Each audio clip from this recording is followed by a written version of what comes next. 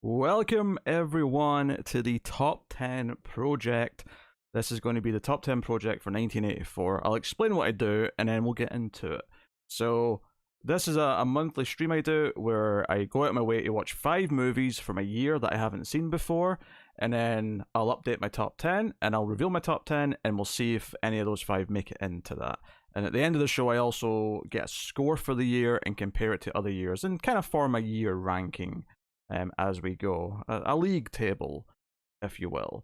So that's the main gist of it. I tend to not pay too much attention to chat while I'm doing the list and stuff, but I'll talk a little bit at the end.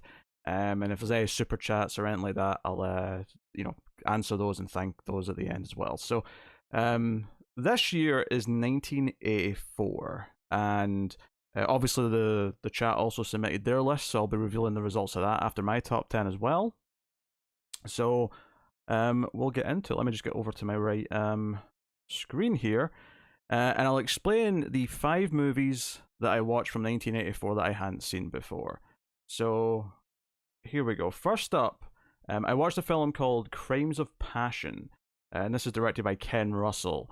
This is an erotic thriller where it follows Kathleen Turner, who's like an actually pretty well paid kind of like ad executive during the day, but she's also a prostitute at night. And it's a film that delves into kind of like passion and sexuality and sex drives and all that. The other character that's sort of prominent is this husband who's feeling really unfulfilled by his marriage because his wife's not really that sexually active or passionate, and they kind of get intertwined. But there's also a sort of crazy preacher character played by Anthony Perkins, who played Norman Bates in Psycho. So he's got kind of an interesting turn in this. It definitely feels like they cast him in this because there's a few things that kind of feel like it's comparable to his character in Psycho. But honestly, I that this movie is very much a kind of a very stylistic, neon soaked, very very kind of dark world. So I'm not actually supposed to give my opinions on them here, so I'm going a bit deeper than I'm supposed to. But yeah, that's Crimes of Passion. Next up, I watched Dreamscape, which is a sort of science fiction fantasy movie about kind of Inception style stuff, where these scientists are trying to send people into other people's dreams. But in particular, in this case, they're doing it for sort of government reasons, and they can only do it with psychics. And it's Dennis Quaid who's the main character here, but it's got an interesting cast. David Patrick Kelly's in there, Max von Sydow's in there, a lot of faces. George from Cheers, Norm from Cheers. His real name is George Wendt. That's directed by Joseph Rubin, so that was Dreamscape. And then next up, I finally got around to a Godzilla movie that I had been wanting to watch for a long time, and this is 1984's Return of Godzilla. It was released in the US in 1985 and retitled to Godzilla 1985, and had some new scenes shot for it that kind of called back to the American scenes from the redone version of the original. But this one's treated as a direct sequel to the original, as if all the other sequels hadn't happened. This was kind of like a big 80s reboot for Godzilla, and kind of tackles it with a slightly different light, a slightly darker tone, and tries to sort of revitalize them. And it had a lot of buzz going into it. It was quite hard to find for a long time. There's a lot of copyright issues for why it can't get released again in the US and places like that. So it can be a bit tricky, but I finally went out of my way to go and watch this. This was a great excuse to go track this one down. And then next up, I watched Blood Simple, which is a Coen Brothers movie. In fact, their debut movie. And again, a lot of faces in this. Very young Frances McDormand. We even have, in fact, it's funny that Cheers came up because Carla's husband from Cheers is the kind of the, it's kind of the villain. I mean, it's kind of debatable who the true villain of the movie is, but he's kind of villainous. But this is about a bar owner whose wife runs off with one of his employees, and he hires a hitman to kill them. And just all of the fallout that happens and the kind of the circumstances. You can definitely tell this is from people who would later go on to do No Country for Old Men. Some of the very early DNA is definitely in there. But obviously, Coen Brothers tend to have different types of movie. A Raising Arizona is a very different film to No Country for Old Men. This one is closer to No Country, but definitely has its own kind of, of its time feel to it as well. So yeah, that's that. And then the final film I watched, just purely because it was literally the most popular film from 1984 that I hadn't seen. When I looked up all the movies on Letterboxd, I just went to 1984, sorted by popularity, and actually Blood Simple was as well. That was like the second one, but this was the highest one. Was This Is Spinal Tap? I've obviously heard of Spinal Tap. It's a rock mockumentary about this band who are kind of based on, I don't know, Ozzy Osbourne and stuff like that. But it's a mockumentary with lots of comedy. Everyone's probably heard the "This One Goes to 11" clip in some form or another because it gets referenced a lot in pop culture. But that was the 5 movies I watched that I hadn't seen before. So, I like to try and use my 5 as a reason to watch a couple of things that I just should have seen by now. So early Coen Brothers, Spinal Tap, and then just some other stuff that seems interesting. Crimes of Passion was kind of just a find. I found it on the Criterion app in the erotic thriller collection and just thought it looked interesting. So I like to try and mix and match a little bit and see what I can come up with. But with that said, I can get into my top 10. And 1984 is a very competitive year for me, as we're going to find out. So that is dive in, shall we? So, number 10 is Silent Night, Deadly Night. Now, I want to point out at this juncture, I think it's good, because I don't know if this has come up as much in these lists, but there's definitely going to be some years where there's going to be something that I don't actually think is better than some other films, but I just like it enough that I wanted to have it in my top 10. And we're in the 80s especially. I like a lot of 80s slasher movies, and I'm not saying this is better. I'll probably do like a sort of some runners up at the end just to reveal what just missed the list, but I'm not actually saying this movie's better than those. I'm saying that you got to have some of your fun picks. You got to have some of your personality coming in as well. So Silent Night, Deadly Night is a Christmas slasher film, which is just very easy to watch. You got a Santa, a guy that's dressed as Santa, going about killing people, yelling punish, yelling naughty before he does so. He's traumatized because he sees a Santa commit a violent crime when he's a child. All of that stuff just leads to a lot of entertainment value for me. It's silly in all the right ways. The sequel's quite notorious for having some very famous bad movie lines. And it's not that this one's like high quality in comparison, but it's that charm of being just slightly inappropriate the entire time that makes it click and makes it work. And if you can watch the slightly longer uncut version, some of the footage looks a bit rough, but there's some extra violence and gore and stuff like that. I'd recommend it. There's something about doing a slasher movie set at a time that's not supposed to be scary, and I think Christmas horror movies I tend to enjoy when they're done halfway decent, just because the contrast of the violence, and if nothing else, when the blood hits the snow, it's it's beautiful. It sticks out. But this is firmly in B movie territory, where I'm enjoying this for some bad performances. I'm enjoying this for all these other things, but I have a good time with it. So there might be one or two picks like this. It can't all be objectively critically appraised films. Okay, so that's number 10. Number 9 is Starman, directed by John Carpenter. So this is not one of Carpenter's more well-known films. It doesn't come up quite as much as your Halloweens, your Things, and so on and so on. But I've always had kind of a soft spot for this ever since I saw it for the first time. And I think going in with no expectations, despite the fact that I just kind of knew it was John Carpenter, definitely helps. So you got a young Jeff Bridges and a young Karen Allen. Although most people know from Indiana Jones, which was before this, so technically, I mean, it's not young relative to that, but it's a romance. Jeff Bridges plays this alien who takes the form of this woman's dead husband. Not because he's trying to upset her, but just because he sees photos and footage of her, and it's the form he just turns himself into, and he has to convince her to take him on this road trip so he can go home effectively.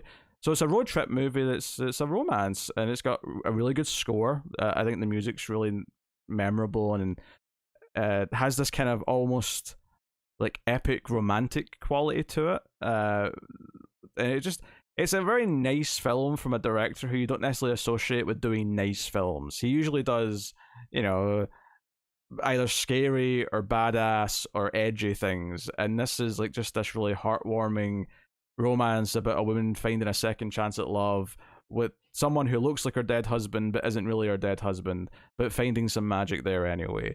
This could not be more different from my number 10 pick, but I like it quite a bit. So that's Starman. Number 8 is Beverly Hills Cop, directed by Martin Brest. And most people will probably know what this is. Axel Foley's a Detroit cop. His old friend gets murdered by some corrupt people, and he traces the crime back to Beverly Hills. So he spends the movie in Beverly Hills trying to solve the crime and go into it. So he basically gets into a lot of mischief. The local Beverly Hills cops don't like him very much. They see him as a troublemaker. But of course, the movie's kind of about them ultimately ending up working together. That's part of the fun of it. It's him. He's got that fish out of water stuff because he's from Detroit, and he comes to Beverly Hills and everything's sunny. All the fashion, all that stuff. All that stuff is entertaining. Obviously, it's often referred to as an action comedy, and it definitely is. Although this first one definitely feels a little bit more towards gritty thriller than the sequels do. Well, certainly compared to the third one. I actually think I like the second movie a little bit more, and I think it's because he's already friends with the other characters, whereas this movie's, you know, they're antagonists to him almost for a lot of the film. But their chemistry can't be denied, and obviously, if I'm mentioning music for some of these, a lot of these movies I'm going to bring up have great scores or main themes, and despite the fact that Crazy Frog tried to ruin it, the Axel F theme song is obviously a classic for a reason. So yeah, very good. Plus, it's got a very young Mike Ehrmantraut from Breaking Bad and Better Call Saul in it, with hair and no goatee. I remember watching this for the first time after I'd seen at least one of those shows, and just started slowly realizing who I was looking at over the course of the movie. But yeah, so that is number 8, Beverly Hills Cop. Number 7 is Friday the 13th, the final chapter. Although you might hear this referred to as Friday the 13th Part 4, because that's what it is. They try to claim, for whatever reason, despite the fact that there was a movie the very next year, that this was the last entry. But I obviously have a soft spot for this franchise. I like a lot of the sequels. And Final Chapter is often the one that I think of as maybe being the best, if not certainly in the top 3. It's the first movie where Jason really feels like Jason. You know, when you think of what Jason Voorhees is now, I think 4, he has the mask in 3, but 4 is where he starts to move like Jason. He starts to have the sort of the wet, dirty clothes like Jason. And in Part 3, he's got like a clean green shirt. He looks quite smart almost. But here, no, he's got the oily black, just torn clothing. He's walking around like an absolute madman. You got young Corey Feldman. There's a Crispin Glover got a small role in this, but the kills just feel like they're having fun with how brutal they are. This comes from director Joseph Zito, who also did a film a couple of years before this called The Prowler, which I actually think is also a really good slasher movie. He was good at one thing seemingly, because I've not really heard of him doing anything else. But he made arguably the best Friday the 13th and another solid slasher movie in Prowler. Prowler has like a really lame looking villain, but the kills are really good. And the kills are pretty good here. And it has this interesting setup, but makes it different from the first few, because they're not at cabins at the campground. There's these two houses that are sort of next to each other, still by the lake, obviously. Admittedly, this is where you start to question like how many things are around Camp Crystal Lake. It's starting to feel quite populated at this point. But it's a blast. It's fun, and yeah, I had to have some slasher representation in here. So next up, number 6 we're on. 6 is Gremlins, and this is by Joe Dante, who's a director I have a lot of love for. It's not the first time I've mentioned him in one of these top 10s, and Gremlins is probably his most famous movie, if I'm thinking about it. It's not my favorite of his, but it's definitely fantastic. I've got it at number 6. It's set at Christmas. It's about this teenage boy who gets a gift of the Mogwai. It was this little guy named Gizmo. But of course, if you get him wet or feed him after midnight, bad things will happen. And that leads to these gremlins. This is very much a horror comedy.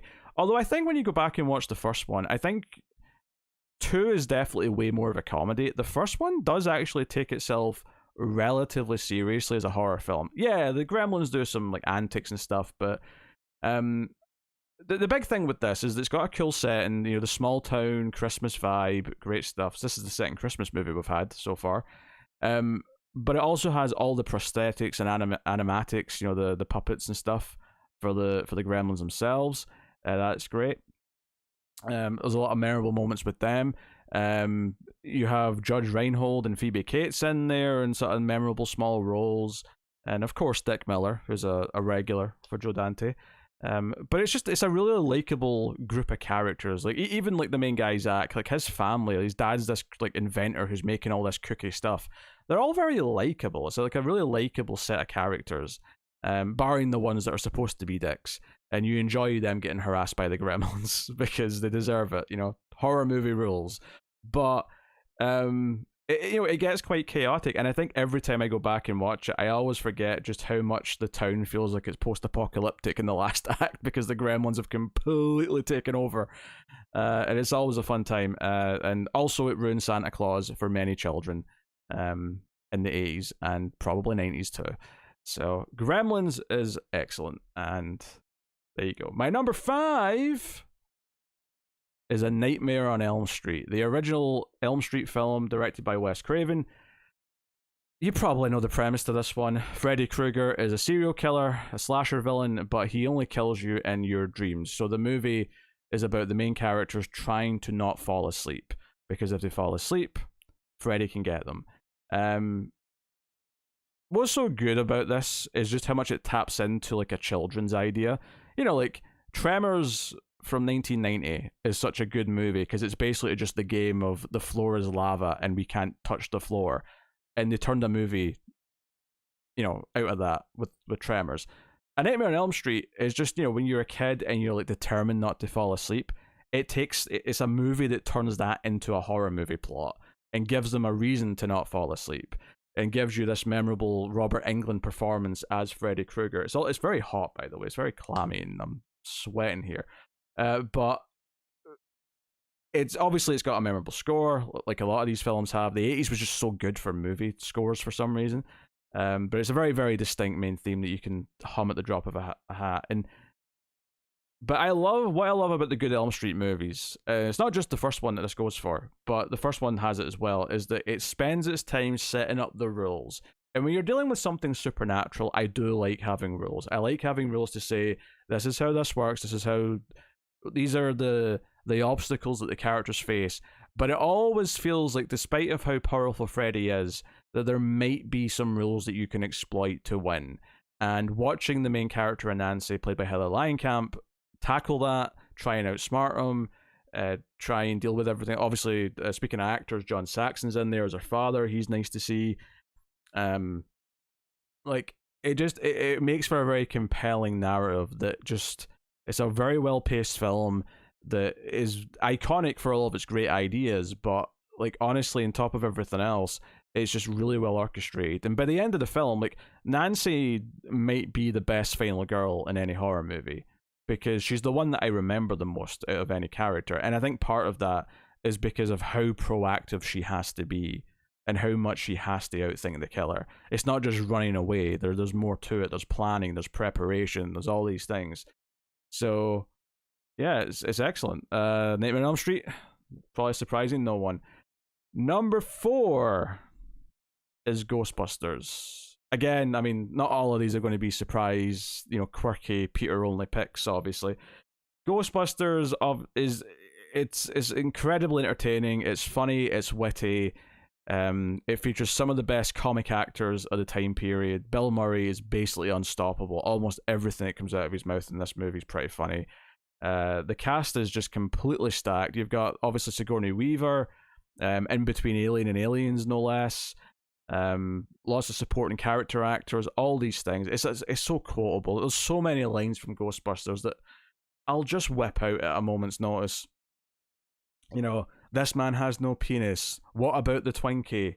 You know, back off, I'm a scientist. Like there's so many lines that just sprinkle into my speech every so often.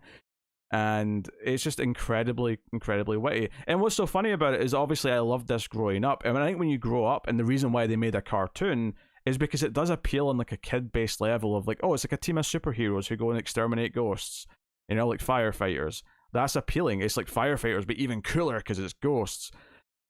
But then as you grow up and you watch it as an adult and you're maturing and you're getting the wittier, maybe raunchier jokes, you realize just how incredibly snappy it is. So it's very, very good. So yeah, that is Ghostbusters. And I'm ignoring chat because there's some just bizarre things being said that I did not say in chat. I'm disregarding it. So Ghostbusters is excellent. It ruined the phrase "who you gonna call" forever because you can't say it without thinking of Ghostbusters now.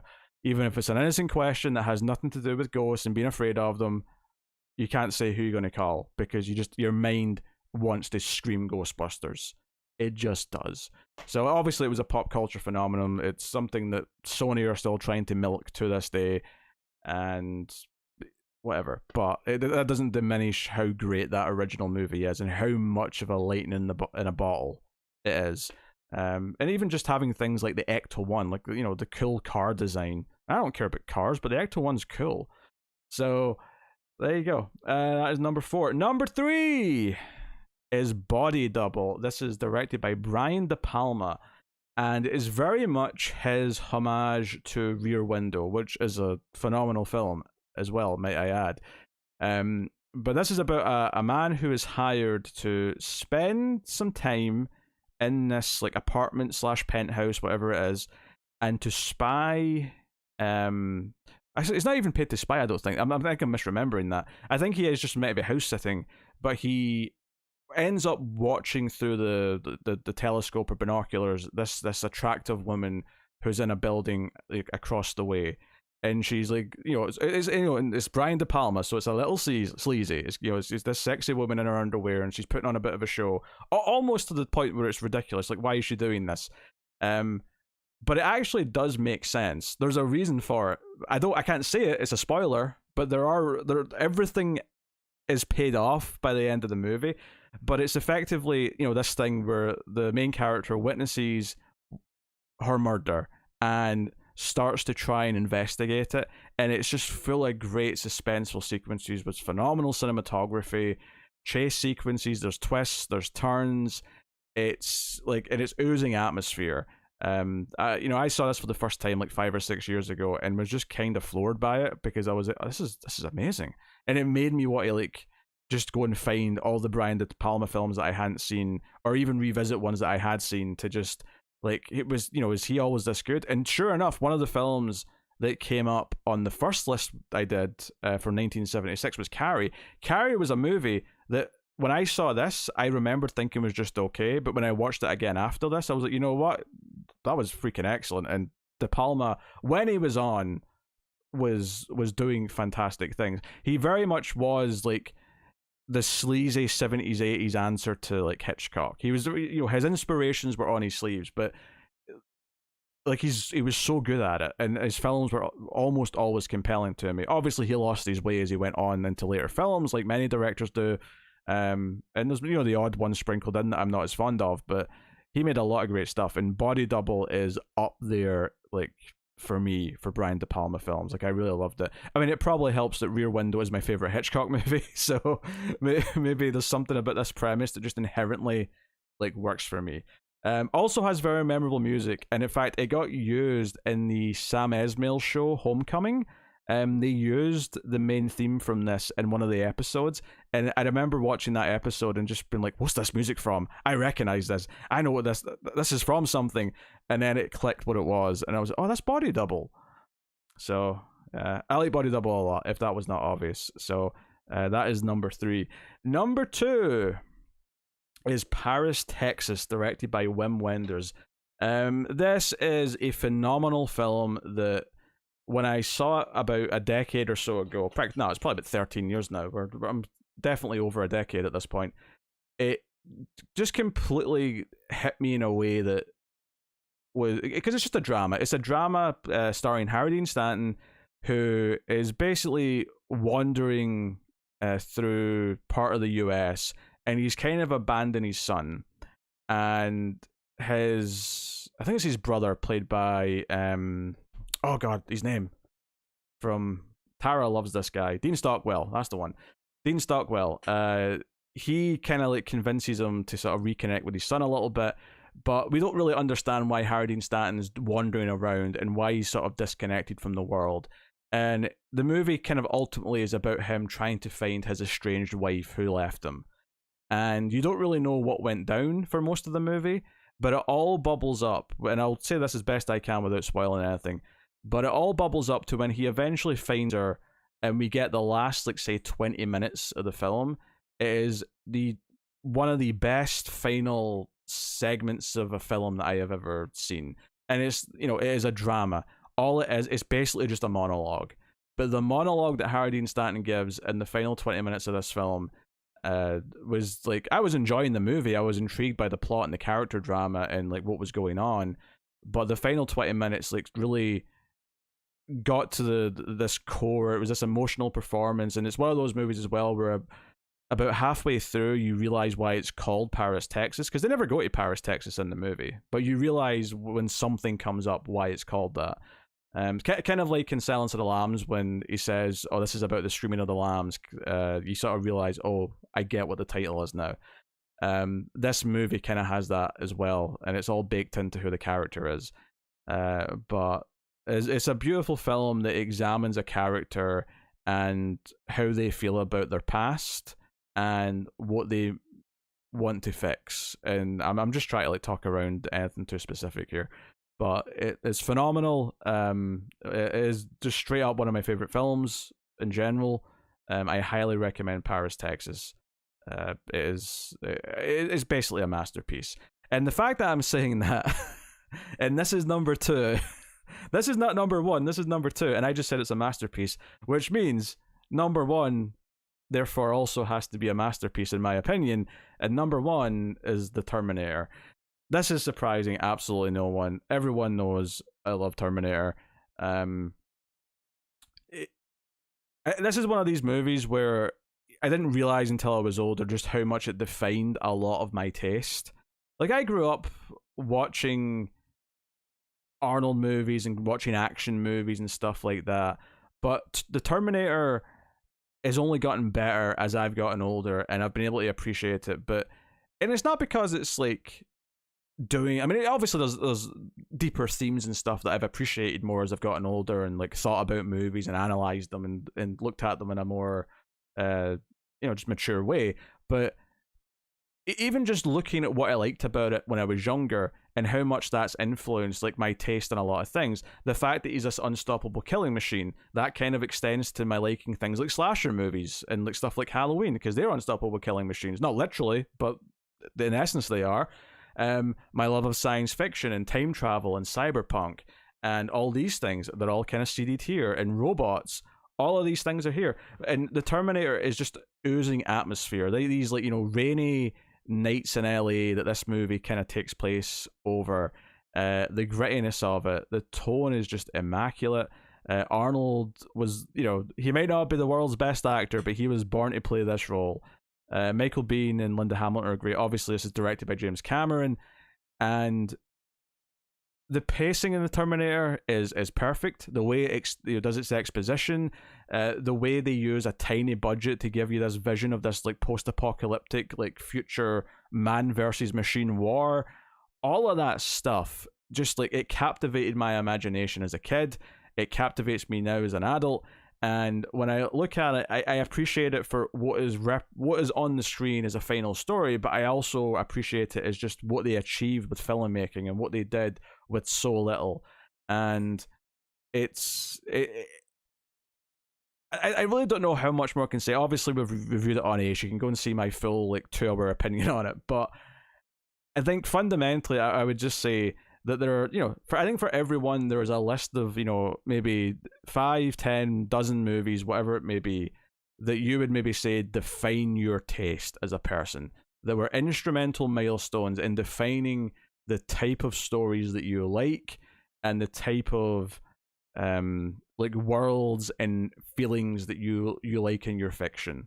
And the Terminator in many ways is one of the first of that, and in many ways it's the earliest one that has aged the best with me, and that nothing about it has gotten worse with age for me. Everything has gotten better. I like it more than T2. I love T2, right? But the Terminator is perfect. And I'm not saying it's literally perfect, because you can point at some of the effects and say they're not great. I don't care. It's perfect. It really is perfect. I wouldn't change a thing. So that's my number one. That's the Terminator. So that's my top 10. And yes, as you might have noticed there, not a single movie from the 5 first time watches actually entered the top 10. I will do a little bonus sort of runner-up thing later. But I think before I do that, though, I'll reveal the audience results. I'll reveal what the audience voted for in their top 10. So just to sort of, so if you're looking forward to the next one, the next year, by the way, is going to be 2003, or the patrons voted on that. But when the video waiting screen goes up for the next episode in about 3 weeks' time, there'll be a link in the description to submit your list, and I'll also have it on the Discord, and I'll tweet it out on the Male Fuzz Movies Twitter. But I'll do the results now for the audience top 10. So here we are. Where are we? Top 10 vote. All right. So top 10 vote does have some overlap. There was one thing that surprised me here.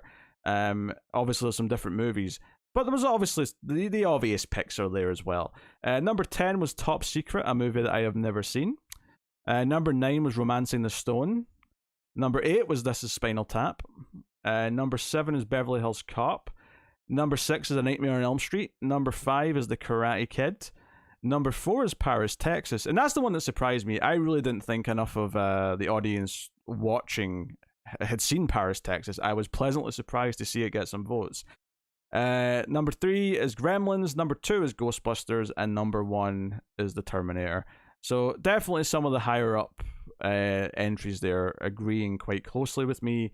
But no Body Double, and I know obviously some of my quirkier slasher picks. But that was what the audience voted on. So that is the community's top 10 of 1984.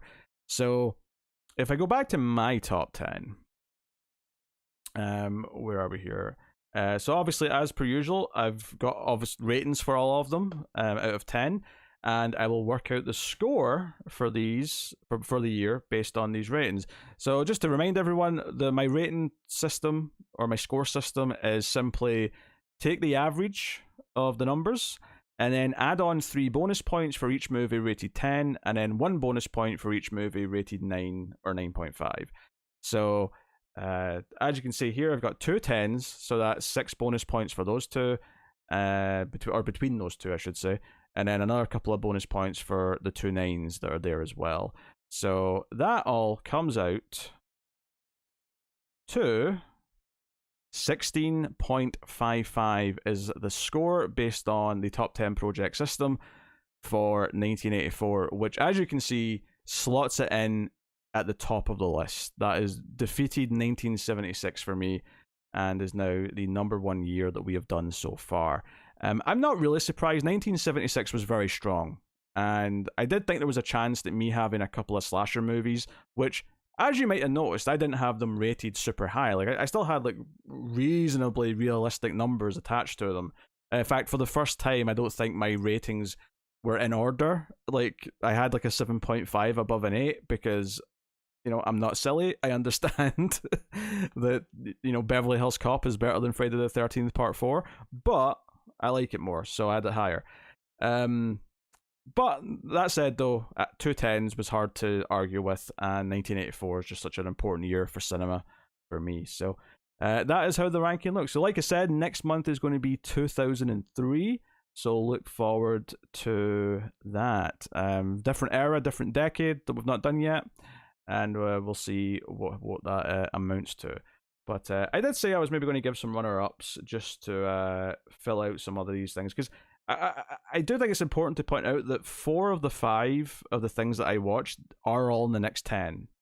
Like, they're all there, like just missing effectively the top 10. So it's not like the 5 movies I watched were bad. I liked most of them to varying degrees. They just weren't quite enough to crack the top 10 for me. Which makes more sense, especially with newer years where I've seen a lot more movies. Like, it's going to be tougher to get on there. So I'm going to give you my next 10. They are kind of in an order, but I wouldn't read too much into the order. Because they didn't make the top 10, I wasn't obsessing with what the order was. So it's just kind of a rough order for these. But just to sort of give you the 20 to number 11, just for funs. 20, Star Trek 3, The Search for Spock. 19 is Crimes of Passion. 18 is Dreamscape. 17 is 1984. 16 is The Return of Godzilla. 15 is Stranger Than Paradise. 14 is Threads, which is actually a movie I just watched for the first time. It just wasn't for Top 10 Project. That was an Ace episode. 13, Blood Simple. So I think that was the highest ranking one out of the new watches. So that was, reasonably close. 12 is The Never-Ending Story. 11 is The Karate Kid, and that's the sort of the runner-up 10. For some of these bigger years where I like the next 10 as well, it's probably worth me giving like a quick, hey, here's some more movies in case you want more recommendations or whatever. But yeah, 1984, and there's a couple of good B movies that aren't even making that. Like, I remember enjoying Savage Streets, for example. But yeah, so that is the top 10 project for 1984. So I'm quite happy with that list. I think it's a good year for movies. So I will take a few minutes here just to, if chat have anything that they would like me to address. Before I go, by all means, hit me with your questions. But if not, that is okay too. I was excited about doing an 80s year, and I am curious about doing a year like 2003, because I think one of the reasons why I like doing this show, why it was an idea that I really clicked with, was I love the idea of having a reason to look at a specific year. Because I tend to do it, at the end of a year, get into the start of a new year, when you're doing like, your top 10 of the year, you tend to try and watch some of the acclaimed films that you've missed, right? You try to like see that year's movies, and you never get to all of them, but you do as many as you can. And I like the idea of having a reason to go back at some point and do a previous year and fill out your blind spots, the movies that you should have seen but you didn't. And hopefully that's what I'm achieving here. So, okay, well, I guess that is me. If there's no questions, I think I'll head off. It's very warm. I have a late night comic podcast recording to do because Matt is busy tomorrow. So thank you very much for joining. Hopefully you enjoyed the top 10 project. You can of course support all the content over at patreon.com/MailFuzzTV and support us over there for however much per month. It helps keep all the content coming. And make sure you hit the like button on YouTube, especially if you can't do that, because it helps more people find the channel and find the streams and all that kind of stuff. But that is me, so thank you very much for watching. I always appreciate it. Keep watching movies, and I'll see you next time.